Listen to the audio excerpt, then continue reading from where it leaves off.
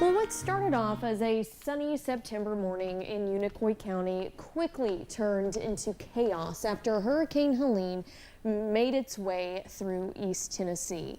And we are remembering many things from that time. And since it made landfall, floodwaters rose at a speed we hadn't seen before, creating what was truly a 1,000-year storm. It impacted everyone, including those at Unicoi's only hospital where patients and staff were trapped.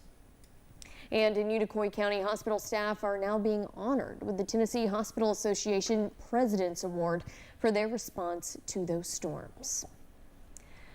Employees worked to not only keep patients calm, but also made sure a plan was in place in case the worst happened. We ended up creating a list of everyone's name on property.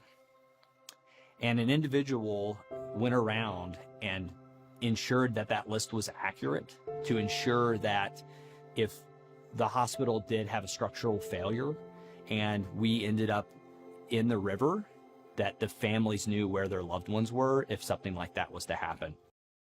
With 8 feet of water hitting the hospital, patients were taken to the roof where they were rescued by a helicopter. Against all odds, everyone was saved.